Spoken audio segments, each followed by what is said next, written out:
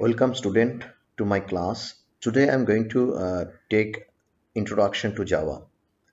So basically before go to the start details of Java, we should know that history of Java. Can you recognize who is that person? He is a father of Java. The name of that person is James Gosling. So basically Java history is very interesting to know, and the history of Java starts from Green Team. So what is Green Team? Basically I'm coming after this. If you want to know the history of Java, then you should know detail about Java, how it was from the beginning. James Gosling, Mike Saridian, and Patrick initiated the Java language project in June 1991. The small team, basically this team was from Sun Microsystem, and this team was called Green Team. So this James Gosling was the chief programmer of that team. That is why James Gosling is a very renowned, and he is called the father of Java. But Mike Sheridan and Patrick Norton is also a very good contributor to develop Java. So originally designed for a small embedded system in electronic appliances like set-top boxes. Java is basically designed for that purpose. But later on, James Gosling thought that they need a networking concept in Java programming languages. So that programming languages, then he was first called that programming languages, what they have developed. This is called GreenTalk by James Gosling, and file extension was .gt. After that, it was called Oak and was developed as a part of the Green project. Now, Oak, so what is the Oak? Oak basically nothing but a origin of Java programming language. That means Java is developed from Oak language. That means if anyone asks you that from which language Java is developed, so Java is developed from basically from Oak language. First, it was a Green Talk. Then it was developed with a networking support and networking applications. That is called Oak. And from Oak, Java is developed. Oak name for the Java language. Basically, before Java, that name has been given to Oak.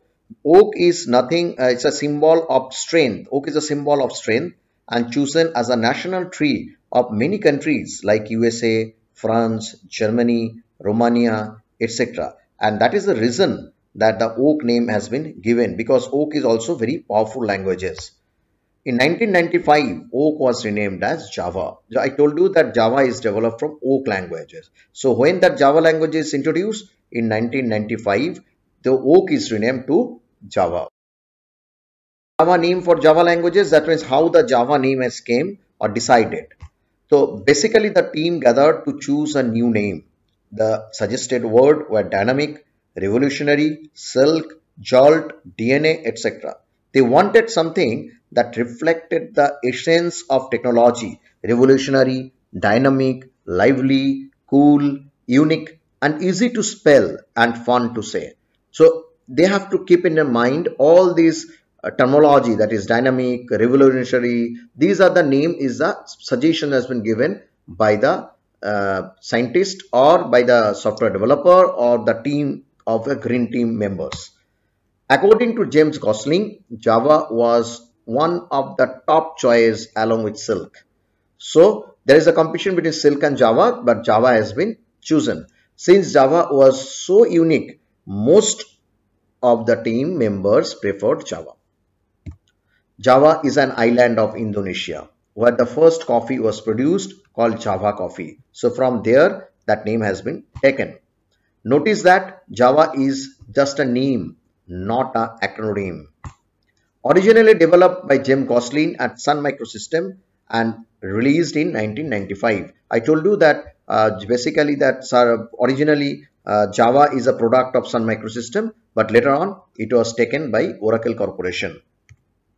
In 1995, Time magazine called Java one of the 10 best product of 1995. Time magazine is a very popular magazine in US. So what is Java version? Java version is nothing but a history of Java, and that has been it was started from 1995, and this is the releasing date of Java. So now you are in basically 2020, we are we are in last version of 2020 we are using, that is Java 14. AC stand for Standard Edition. So first it was introduced in 1995, then it was continuing changing and adding different feature. But if you find in 2014, that is called version of 8, that is Java Standard Edition 8, but within bracket is written LTS. So what is the meaning of LTS? That is long-term support. That means in 2014 Java introduced with a long-term support. Later on the version 9, 10, these are the minimal changes has been made and it is introduced with Java 8, and it will become the name Java 9, 10, but originally the base of that Java is Java 8 only. In 2018 again it will released with a long-term support, and that version name is Java 11. Now after that there is no changes has been, no long-term support has been made, that a base of 11 it is so minimum changes has been introduced, and it is introduced as Java version 12, 13 and 14 is the latest version going on. In 2020 September only again new version will be going to release, that is 2000, target date is 2000 Java 15, and target date of again new version of 16 will be March 2021, and again it will be released in 2021 September with the long-term support, that is Java 17. What is JDK? JDK stands for Java Development Kit. So Java Development Kit is a software developed environment used for developing Java applications and applets. It includes Java runtime environment, an interpreter, a compiler, an archiver, a documentation generator, and other tools needed in Java development. So what is Java compiler? What is Java interpreter? I'll discuss later on these sessions. So just remember, JDK is nothing but a folder. In that folder, if you go to that Java folder, that is JDK, there you will find Java compiler, within bracket it is written Java C. So Java C is nothing but a .exe file. So basically the exe file is called Java compiler. Then Java interpreter is nothing but a java.exe file. So these are all exe file, and all together it is developed on folder. This folder basically holds all the necessary files and documents. Those are used to develop Java program to execution, everything. So Java doc, Java C, Java, so jar, then Java P, Java H. These are different .exe file are there. To this, with the help of these files, we can develop a Java program in more better way. So this is called Java Development Kit. Is JRE, that is a very common terminology you have heard about, that is a Java runtime environment. Java runtime, JRE stands for Java runtime environment and may also be written as Java RTE. Java runtime environment provides the minimum requirements for executing Java applications. It consists of Java virtual machine, core classes and supporting files. Basically, what is Java virtual machine? I am coming later on. Just you think about JRE is nothing but a Java runtime environment. So this environment is basically allow to execute any Java applications. JVM, I told you that JVM stands for Java Virtual Machine. Java Virtual Machine is an engine that provides runtime environments to drive the Java code or applications. Now it converts Java bytecode into machine languages. JVM, if you say what is JVM? JVM is nothing but a basically .exe, java.exe. So in other programming languages, the compiler produces machine code for a particular system. However, Java compile produces code for a virtual machine known as Java Virtual Machine. And this is the reason for JVM, Java is machine independent. Difference between JDK, Java Development Kit, JRE, Java Runtime Environment, and JVM, that is Java Virtual Machine. So if I am just explaining with a diagram, if you go through this diagram, JDK is nothing but a combination of JRE plus development tool. That means development toolkit. That I told you that java.exe, javac.exe, that means Java compiler, Java interpreter, Java dog, Java age, lot of exe files are there. So altogether JDK is basically Java runtime environment plus development toolkit will form the JDK, and JRE is nothing but a combinations of JVM and library classes. So a lot of library classes are developed that I will discuss later on of these sessions, or not of these sessions, later in my classes I will discuss library classes. So basically it's a combination of library classes and Java virtual machine. Java virtual machine is responsible to run any Java application. So this is called Java virtual machine. So this is the difference between JDK, JRE and JVM. This is the diagram you can represent in that way. So JDK is a combination of JRE plus development toolkit, and JRE the combination of Java virtual machine plus library classes. Compiler interpreter, everybody know what is compiler interpreter. Why I am discussing it before go to the next slide, because it is after discussing this. So when I will discuss why I am discussing in the next slide, I will go, that time you will understand why I am discussing at this stage what is compiler interpreter.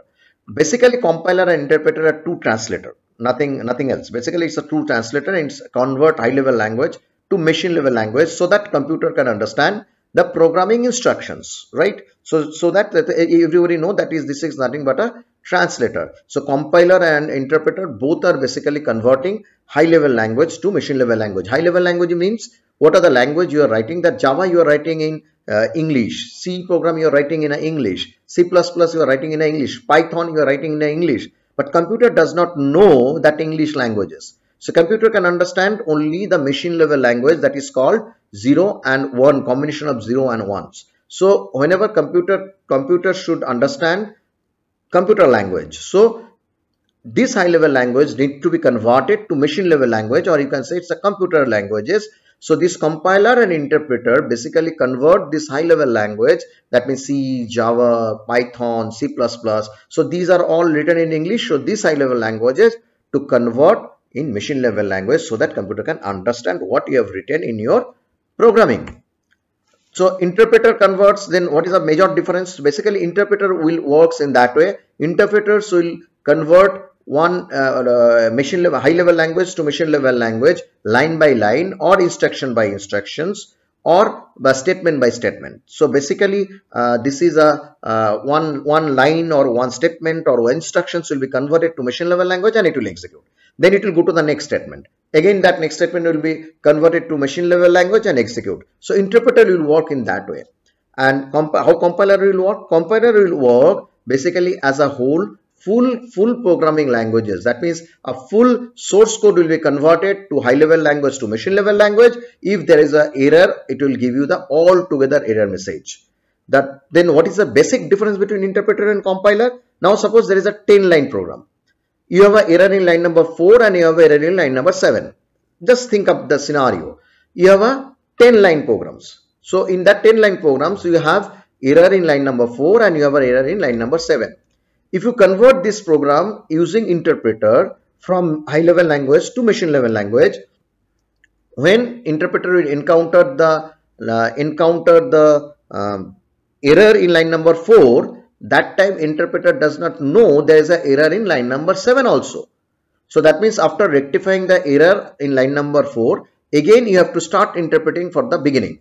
Now that line number 4 error is removed, now it will again start line number 1, 2, 3, 4, 5, 6, 7. Again it will stop executing because in line number 7 also you have error. So again you have to rectify the error in line number 7. Again you have to start executing from line number 1. That means now again it will start interpreting from 1, 2, 3, 4, 5, 6, 7, 8, 9, 10. So it will take more time consuming. But if the same 10-line program, if you try to convert in high level language to machine level language using compiler, what will going to happen? So it will going to happen, it will convert all together, all 10 lines will be converted to machine level language and it will display the error. You have an error in line number 4 and error in line number 7. So you open the code, you directly rectify the error in line number 4 and then line number 7, again compile, it will execute. So So obviously now you can understand that interpreter is more time consuming. So compiler is very faster than interpreter, right? So this is the way compiler interpreter works. An example of compiler. So C compiler is an example. That means C programming use compiler. So it's an example of compiler. And GW basic, or you can say that is a basic programming language. So basically use interpreter. So this is all about compiler, interpreter. Now why I have discussed compiler and interpreter in Java? Now in the next slide you will understand why I have discussed. Java uses both. That is very interesting, and that is the reason Java is very powerful programming languages. Now Java uses both compiler as well as interpreter. Java uses compiler as well as interpreter, and that is the reason Java is a machine independent. And that is the reason Java is machine independent. Why? Because interpreter will convert high level language to machine level language for the machine specific code. For machine specific code, whatever the machine you are using, whatever the processor you are using, it will not, doesn't matter. So interpreter will convert one line to that particular machine code and it will execute. That is the reason Java is machine independent. Java first compile source code and generate .class file, and this .class file basically called bytecode. So Java first compile the source code. So what is source code? Source code is nothing but a code. Source code is nothing but a file where you have written the Java programming language. So suppose there is a file and you are writing a program with that file, and this file is called the source file or source code, and the extension of Java source file is .java. Please remember, extension of source file of Java is called .java. So that means whenever you write your original programming language in a file, that file is called a source code or source file. So whenever you compile that file, it will convert it to the .class file. So first, who is compile? I told you that name of the compiler in Java is Java C. So compiler convert the source file and it will convert it to .class file. And from .class file, interpreter will run the Java code. Interpreter run the Java program from this .class file. Right? This is the way Java will execute a program. Now, if you go to the diagram, then it will be very clear to you. So that is the source code. Source code means .java file. So it will be compiled. Name of the compiler is Java C. Java C compile the source code and it is produced .class file, and this .class file is also called a Java bytecode. That means whatever, or this is also called the Java virtual machine code or Java bytecode. And this from Java bytecode, that Java program will execute with the help of the Java interpreter, and the name of the Java interpreter is Java. Please remember, the name of the Java interpreter is Java. So Java interpreter will convert the .class file to that particular machine code and execute, and program will give you the output. This is the steps of Java programming language, Java, how Java will run. Java bytecode, I told you that .class file code is called a Java bytecode. Bytecode is a programming code that has been compiled from source code into the low level code designed for a software interpreter, because interpreter run the Java .class file. It may be executed by the virtual machine such as JVM, or they are interpreted into the machine code which is recognized by the processor. That is the reason Java is machine independent. Now, when Java interpret the .class file, there should not be no error, because if there is an error, compiler does not create .class file. Only and only if you rectify the error in program file at the time of compilation, if there is no error, then only Java will compile and then create .class file. So .class file is a error-free file. So whenever you interpret that .class file, there is no question of error. Got it? So this is the concept of bytecode, and this bytecode is basically .class file content is called a bytecode. Now, if you go through this diagram, then it will be clear to you what is our bytecode. So that source code, I told you that Java file, it will compile. The name of the compiler is Java C. So this compiler convert it and it will produce .class file. So this .class file content is called a bytecode, and this bytecode will executed by the interpreter, or you can say this is a JVM, Java virtual machine. So Java Virtual Machine is nothing but a interpreter. So JVM, it will use that Windows. JVM is different for Windows. JVM is you can use it Windows platform, you can use it Linux platform, you can use it in a Mac, and all the time it will produce that machine code of that particular operating system. So that is the reason Java is a very powerful language and Java is machine independent. So this is all about my introduction to Java. So I hope it is clear, all the student, that concept is clear to you. What is history of Java and what are the basic concept of Java, how the name came from Oak to Java, and then what is why the Java name has been taken, and then what is bytecode, what is Java compiler, what is Java interpreter, what is interpreter, what is compiler. These are the topic I have covered in introduction to Java. Thank you very much and patience sharing. Hope I am able to clear all your concept in the introduction to Java.